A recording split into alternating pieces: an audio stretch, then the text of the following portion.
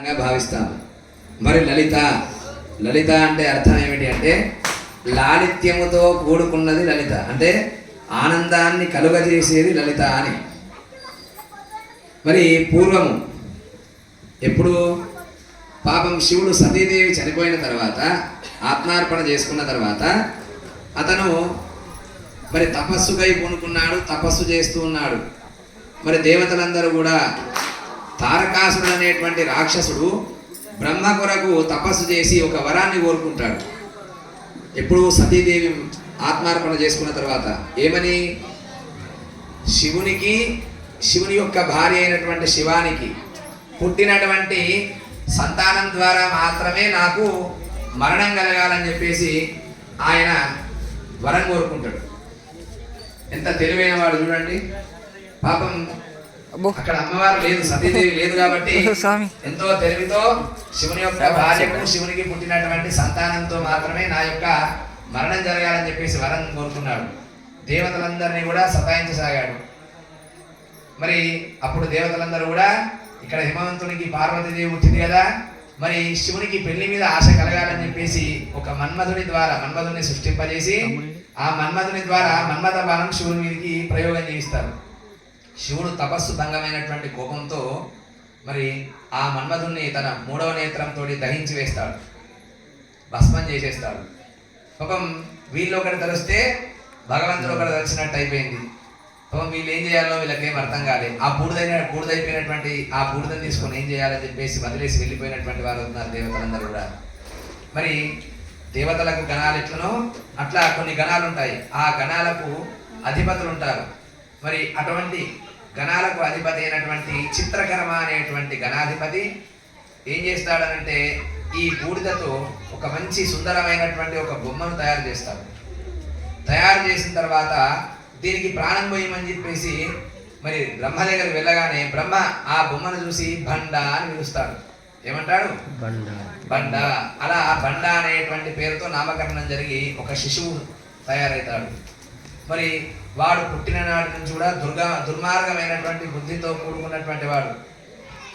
మరి ఆ దుర్మార్గమైనటువంటి బుద్ధి కారణంగా వాడిని బండాసురుడు అని పిలిచారు. ఏమన్నారు? బండాసురుడు అని పిలిచారు. మరి వాడు మరి బ్రహ్మ దగ్గర వరం కోరుకుంటాడు తపస్సు చేసి. ఏమని కోరుకుంటాడు అంటే ఈ విశ్వంలో ఉన్నటువంటి ఏ పదార్థం చేత కూడా నాకు మరణం సంభవించవద్దు. అది వస్తువైనా, వ్యక్తి అయినా, జంతువు అయినా, జీవి అయినా, ఏదైనా సరే, అది జీవం కానీ నిర్జీవం కానీ, దాని చేత నాకు మరణం అనేది సంభవించవద్దు అని చెప్పేసి వరం కోరుకున్నటువంటి వాడు ఉన్నాడు. అతని తమ్ములందరూ కూడా విచ్చలవిడిగా, ఎందుకనంటే ఏ వస్తువుతోటి నరికినా వాడు చావడు కాబట్టి మరి విలాసవంతమైన జీవితాలు గడుపుతున్నటువంటి వారు ఉన్నారు. మరి దేవతలను అందరినీ కూడా సతాయిస్తున్నటువంటి వారు ఉన్నారు. మరి దేవతలందరూ కూడా ఒక దగ్గర సమావేశమయ్యారు. ఏమని, మరి వీని యొక్క పీడను ఏ విధంగా వదిలించుకోవాలి అంటే దీనికి విష్ణుమూర్తి ఒక మంచి సలహానిస్తాడు. కైలాస పర్వతం దగ్గర మీరందరూ కూడా ఒక హవనం చేయండి, హోమం చేయండి అనగానే వీళ్ళు అంటున్నారు ఏమని, మనం ఏ పని చేసినా వాళ్లకు చేరవేయడానికి తన యొక్క ప్రతినిధులు ఉన్నారు. మరి ఎలా అంటే రాక్షసులందరికీ కూడా స్త్రీలోలత్వము, ఆడది అంటే చొంగగార్చుకునేటువంటి వాళ్ళు. మరి ఒక మోహిని రూపాన్ని వాళ్ళ ముందు వదిలేసినటువంటి వారు ఉన్నారు, వాళ్ళ పని వాళ్ళు చేసుకుంటున్నటువంటి వారు ఉన్నారు. ఇక్కడ దేవతలందరూ కూడా కూర్చొని హోమగుండం ఏర్పాటు చేసుకోవాలి. మరి దానికి కావలసినటువంటి అగ్ని అనేది కావాలి. ఈ విశ్వంలో ఉన్నటువంటి అగ్నిని వాడదామంటే ఆ అగ్ని పనికి రాకపోయాయి. మరి ఎట్లా? అప్పుడు శివుడు తన 3వ నేత్రం నుంచి చిత్ అనేటువంటి అగ్ని, ఏమగ్ని? చెప్తలేరు అగ్ని పేరేమి? చిత్ అనేటువంటి బ్రహ్మ తేజస్సుతో కూడుకున్నటువంటి చిన్న అగ్నిని సృష్టించినటువంటి వాడు అవుతున్నాడు. మరి అగ్ని అయితే సృష్టింపబడ్డది. పదార్థాలు ఏం వేయాలి మనం అంటే కట్టెలు అవన్నిటిని కూడా వాడతాము, ఔషధులను వాడతాము. కానీ అవన్నీ కూడా పనికి రాకపోయాయి. ఎందుకు? అది ఈ విశ్వంలో సృష్టింపబడ్డాయి. మరి ఎలా అంటే వీళ్ళు చెప్తారు, మన విశ్వం నుంచి దూరంగా ఉన్నటువంటి మరొక విశ్వం నుండి ఏదో ఒక అమ్మవారు ఎవరో ఒకళ్ళు రావాలి, తాను వస్తేనే వీని యొక్క అంతమనే జరుగుతుందని చెప్పేసి శివుడు ఏం చెప్తాడనంటే, మీరందరూ కూడా దేవతలే కదా, దేవతలకు మరణం అనేది ఉండదు, కాబట్టి హోమంలో వేయడానికి మీ చేతులు కాళ్ళను తుంచివేయండి అని చెప్పి చెప్తాడు. అదేవిధంగా దేవతలందరూ కూడా మరి అమ్మవారిని ప్రార్థిస్తూ తమ చేతులను కాళ్ళను తుంచి వేసినప్పుడల్లా ఇంకొక చేయి వస్తుంది, తుంచి వేసినప్పుడల్లా ఇంకొక చేయి వస్తుంటది, కాలు వస్తుంటది. అలా అమ్మవారిని హోమం ద్వారా బయటకు రప్పిస్తారు. అప్పుడు బ్రహ్మాండ నాయక అయినటువంటి లలిత అమ్మవారు ఒకవైపు పక్కకు రాజశ్యామల అమ్మవారిని, మరొక వైపు వారాహి అమ్మవారిని తోడుపెట్టుకొని ఆ చిత్ అనేటువంటి అగ్నిగుండం నుంచి బయటకు వస్తుంది. అందుకే లలితా సహస్రనామాలలో ఒక మాట చెప్తారు, చిదగ్నికుండ సంభూత దేవకార్య సముద్యత అని చెప్పేసి లలితామ్మవారిని. చిత్ అనేటువంటి అగ్నిగుండం నుంచి బయటకు వచ్చి దేవతల యొక్క కష్టాలందరినీ, మనుషుల యొక్క కష్టాలన్నింటినీ కూడా అమ్మవారు తీర్చుతుంది. మరి ఎందుకు వాడిని చంపాలి అని అంటే, వాడి చుట్టుపక్కల ఉన్నటువంటి అన్నాదమ్ములు వీళ్ళందరూ కూడా ఒక పన్నాగం పన్నుతారు. ఏమని పన్నాగం పన్నుతారంటే, మేమైతే ఇప్పుడు నా బండాసురునికి సపోర్ట్ చేసినటువంటి వాళ్ళందరూ కూడా సంతోషంగా ఉన్నారు, కానీ సపోర్ట్ చేయనటువంటి దేవతలు మనుషులు కూడా సంతోషంగా ఉంటున్నారు, అది మాకు నచ్చట్లేదు. వారి సంతోషాన్ని దూరం చేయాలి అని అంటే మనసులో మగవారిలో పురుషతత్వాన్ని నశింపజేస్తారు, ఆడవారిలో స్త్రీతత్వాన్ని నశింపజేస్తారు. దీని కారణంగా ఏమైందంటే ఒక జడ పదార్థంగా ఉండిపోతారు. నవ్వు అనేది ఉండదు, ఆనందం అనేది ఉండదు, ఎటువంటి ఎమోషన్ అనేది ఉండదు, ఎటువంటి భావనలు అనేవి ఉండవి. ఆ లేకపోయేసరికి చివరకు ఎక్కడి వరకు ఈ ప్రభావం రసాతల లోకంలో ఉన్నటువంటి, అంటే నాగలోకంలో ఉన్నటువంటి నాగదేవతల పడగ విప్పడం కూడా మర్చిపోయినాయట. అంత స్థాయికి దిగజార్చేశారు వాళ్ళు. అందుకే లోకమంతా కూడా ఆనందదాయకమైనటువంటి లోకమంతా కూడా విచారకరంగా మారిపోయింది. అందుకే వీరందరూ దేవతలందరూ కూడా కలిసి ఆ చితగ్ని నుండి లలితా అమ్మవారిని బయటకు వచ్చేలా వీరందరూ కూడా హోమం చేసి అమ్మవారిని బయటకు రప్పించారు. మరి అమ్మవారు ఎక్కడ ఉంటుందట? మణిద్వీపం. పేరు విన్నారు ఎప్పుడన్నా? కొత్త ఇళ్ళల్లో కూర్చొని మణిద్వీప వర్ణన అని చెప్పి అవుతారు. ఆ మణిద్వీపంలో అమ్మవారు, ఇప్పుడు శ్రీచక్రం ఉంది కదా, ఆ శ్రీచక్రం చూస్తే రేపు పొద్దున శివుడు కడిగిన తర్వాత పైన చిన్న బిందువు ఉంటుంది, అదంతా కూడా మణిద్వీపమే. మరి ఆ మణిద్వీపంలో కేవలం ఆడవాళ్ళకు మాత్రమే పర్మిషన్, మగవారికి ఎవరికీ లేదు. అక్కడందరూ కూడా 64 కోట్ల దేవతలు, యోగిని దేవతలు అమ్మవారికి సేవ చేస్తుంటారట. ఏమంటారంటే చతుషష్ఠి కళామయి, చతుషష్ఠి కోటి యోగిని గణసేవితే. ఎంత 64 కోట్ల యోగిని దేవతలు అమ్మవారికి సేవ చేస్తారట. మనం రోజు పూజించే సరస్వతి అమ్మవారు, లక్ష్మీ అమ్మవారు అటువైపు ఇటువైపు నిలబడి అమ్మవారికి వింజామర వీస్తారట. వింజామర అంటే తెలుసు కదా, ఇట్లా నెమలి ఈగలతో వీచేది, అటువంటి వింజామర వీస్తారట. అందుకే ఏమంటారు? సచామర రమావాణి వీజితాయై నమో నమః అని చెప్పి అమ్మవారిని పిలుస్తారు. మరి అటువంటి అమ్మవారు, మనము నలుగురు జీతగాళ్ళం పెట్టుకుంటేనే కాళ్ళ మీద కాలేసుకుంటాము, కళ్ళద్దాలు పెట్టుకుంటాము, ఎవరు రాను అంటాము, ఇంత రుబాబు చేస్తాం. 64 కోట్ల యోగిని దేవతలు అమ్మవారి దగ్గర పరిచారకత్వం చేస్తారట. మరి అటువంటి అమ్మవారు సామ్రాజ్య నాయిక. ఆ అమ్మవారే మొత్తం ఈ భూమండలానికి, ఈ విశ్వానికి, ఈ బ్రహ్మాండానికి ఆమెనే సృష్టి, స్థితి, లయ అనేవి కూడా ఏర్పడ్డాయి. మరి అటువంటి తల్లికి మరి ఈ బండాసురుణ్ణి వధించిన తర్వాత అందరూ కూడా అమ్మవారిని స్తుతించారట. మరి ఆ మణిమందిరంలో ఏ విధంగా ఉంటుందట? అమ్మవారు ప్రతినిత్యము 64 ఉపచారాలు, మనం రోజు చేసేది 16 ఉపచారాలే, 64 ఉపచారాలు. అందుకే అమ్మవారిని చతుషష్ఠి కళా ప్రపూర్ణే చక్రరాజ నికేతనే అంటారు. చారురూపే చారుహాసే చారుచంద్ర కళాధరే చరాచర జగన్నాథే లలితాయే నిత్యమంగళం అని చెప్పేసి. అంటే అమ్మవారు 64 ఉపచారాలతో శోభిల్లుతుంటదట. ఆ 64 ఉపచారాలు మనము ఏనాడు చేసుకుంటాము? దుర్గాష్టమి నాడు రాత్రి చేస్తాం. మనం దుర్గాష్టమి నాడు రాత్రి మనం చేస్తాం. 64 ఉపచారాలు చేసి అమ్మవారిని తెల్లవారు సాగనంపుతాం. పోయిన సంవత్సరం కూడా మనం చేసినాం 64 ఉపచారాలు. అవన్నీ మనతో అయితాయా? కావు. ప్రతిదీ కూడా మనస్సు ద్వారా సంకల్పం చేయాలి. అమ్మవారికి కోట తీసుకురావాలంటే నిజమైన కోట తీసుకొచ్చే స్తోమత మన దగ్గర ఉన్నదా? లేదు. అదంతా కూడా భావనాపూర్వకమైనటువంటి 64 ఉపచారాలు. ఆ అమ్మవారు 64 ఉపచారాలతో శోభిల్లుతుంటదట. మరి అటువంటి అమ్మవారు లలితా మహాత్రిపుర సుందరి మరి కదంబ వనవాసిని. అమ్మవారికి ఇష్టమైనటువంటి వనం ఏమిటా? కదంబము. అందుకే నేను ఉన్నట్టు నుంచి అడుగుతున్నా, కదంబ వృక్షాలు ఎక్కడ దొరికితే కదంబ పుష్పాలు తీసుకురండి అని. మరి అమ్మవారికి ఇష్టమైనదా? మరి కదంబ వనవాసిని, మరి కాదంబరి అని అంటారు అమ్మవారు. అందుకే మరి అటువంటి లలిత అమ్మవారు ఆ మణిమందిరంలో కూర్చున్నప్పుడట అమ్మవారికి ఇష్టమైంది ఏమట? తమలపాకు, పాన్. రోజు మనం కిల్లి కడతాం కదా, ఆ పాన్. అది ఏ విధంగా తయారు చేయాలట? దానికి ఒక ప్రమాణం ఉన్నది అమ్మవారికి. ఎలా అంటే అలా తయారు చేస్తే నడవదట. ఏ విధంగా ఉండాలట? ఏలా లవంగాది సమన్వితాని తక్కోల కర్పూర విమిశ్రితాని తాంబూలవల్లి దళ సంయుతాని పూగాని తే దేవి సమర్పయామి.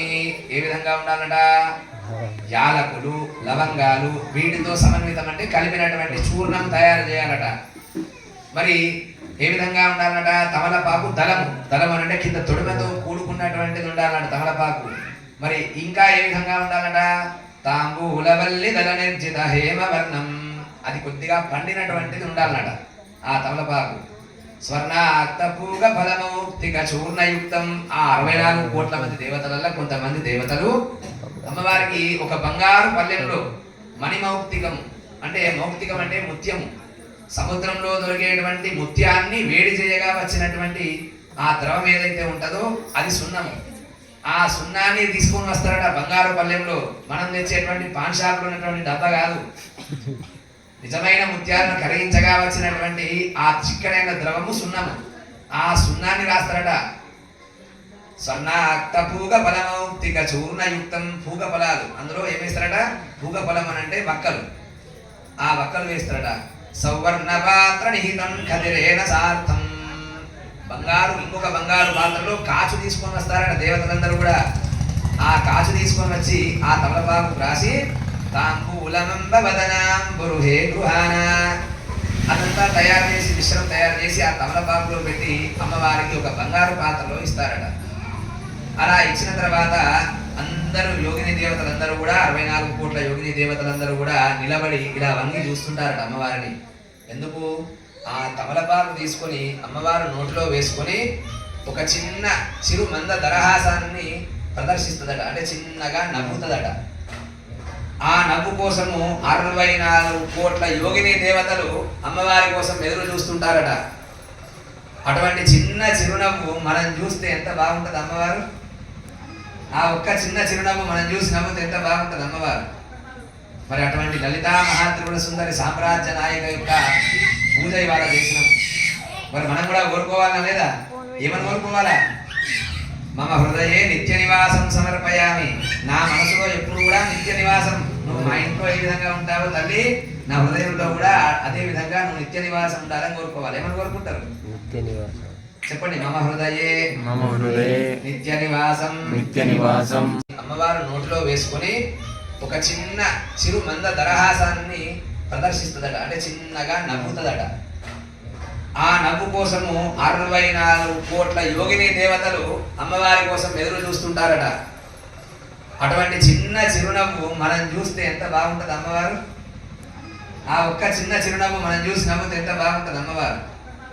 మరి అటువంటి లలితా మహాత్రిపుర సుందరి సామ్రాజ్య నాయక యొక్క పూజ ఇవాళ చేసినాం. మరి మనం కూడా కోరుకోవాలా లేదా? ఏమని కోరుకోవాలా? మమ హృదయే నిత్య నివాసం సమర్పయామి.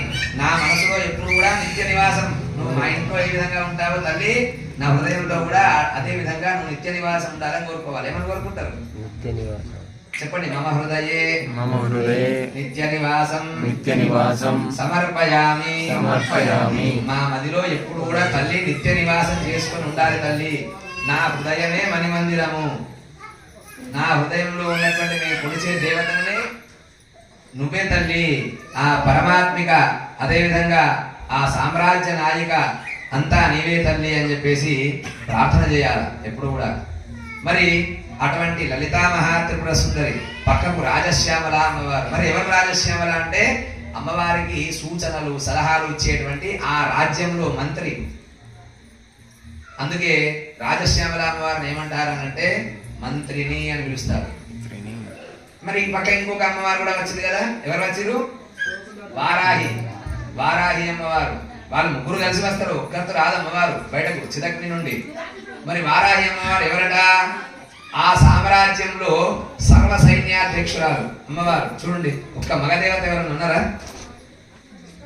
ఆ సామ్రాజ్యంలో మరి వారాహి అమ్మవారు ఎవరట? సర్వ సైన్యాధ్యక్షురాలు. ఆమెను ఏమంటారంటే, సర్వ సైన్యాధ్యక్షురాలు దండిస్తుంది కాబట్టి ఆమెను ఏమంటారు? దండిని అని అంటారు. ఏమంటారు? దండిని. అందుకే లలితామ్మవారిని ఏమంటారంటే మంత్రిని దండిని పరిసేవితే. వాళ్ళిద్దరు కూడా అమ్మవారిని సేవిస్తుంటారట. చూడండి, అంటే ఒక్కొక్క దేవత ఈ అమ్మవారు గొప్పది అనగానే పైన లాస్ట్ చివరికి ఎవరున్నారు? మళ్ళా లలితామ్మవారే. ఈ అమ్మవారు గొప్పది అనగానే పైన లాస్ట్ చివరి ఎవరున్నారు? లలితామ్మవారే. సచామర రమావాణి విజితాయై నమో నమః.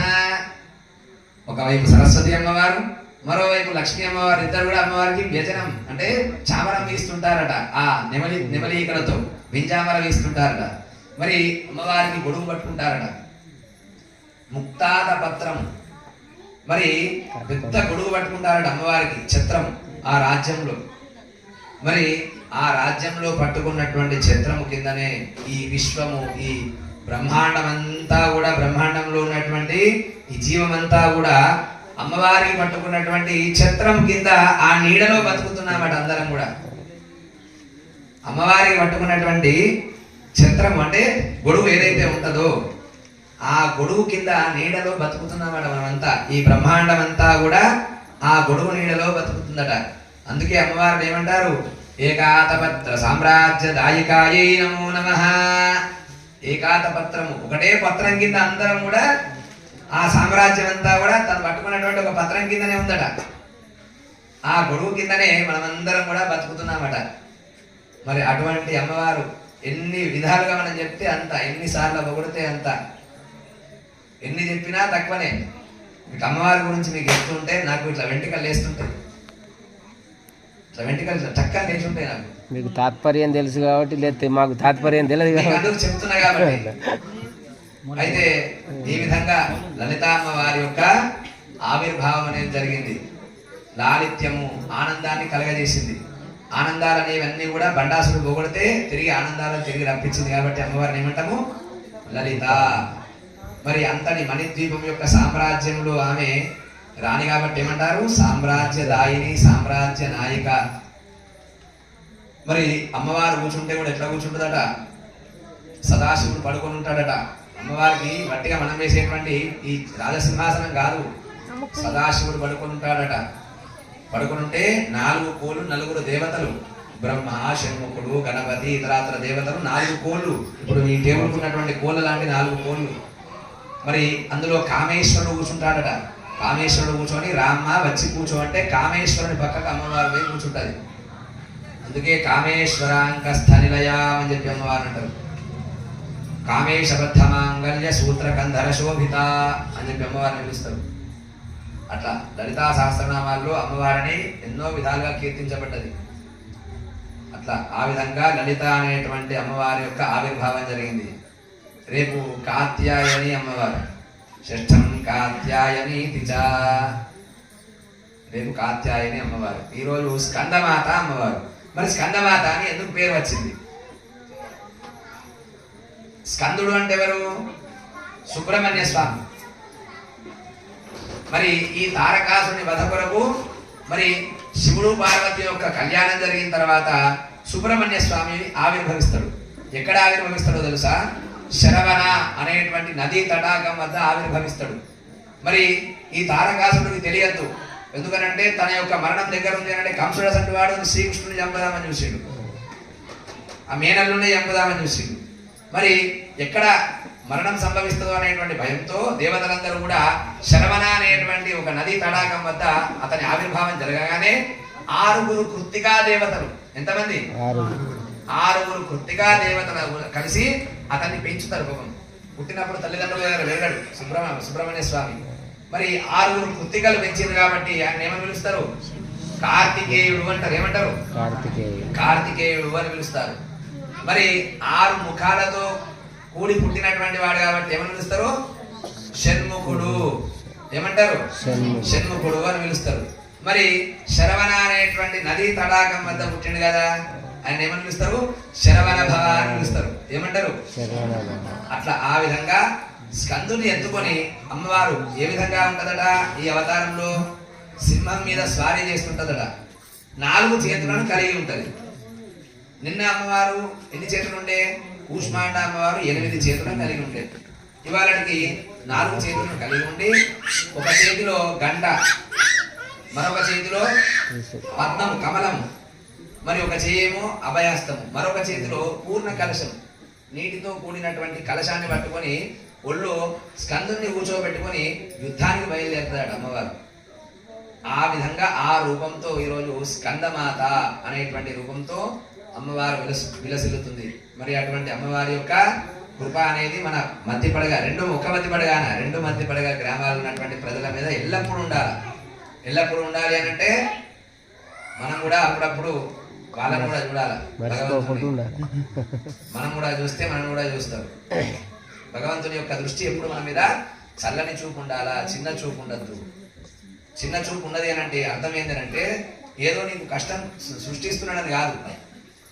నీ దగ్గర భక్తి భావన లేకపోయేసరికి నిన్ను భగవంతుడు పట్టించుకుంటలేడు అని అర్థం. మనం మొక్కితే మనకి ఇస్తుంది. మనం మొక్కుతే అని కాదు, నువ్వు నిజాయితీగా ఉన్నంత వరకు భగవంతుడు నీ వెంటనే ఉంటాడు. నువ్వు నిజాయితీ ఎప్పుడైతే కోల్పోతావో అప్పుడే భగవంతుడు నీ దరికి కూడా రాడు. ఎక్కడనైతే అహంకారం అనేది ఉంటుందో అక్కడ భగవంతుడు నిలబడు. ఇదే సత్యం, ఇదే సత్యం, ఇదే సత్యం. జగదంబ విశ్వపాలిని దుర్గా మహారాజ్ఞికి, జగదంబ విశ్వపాలి లలితా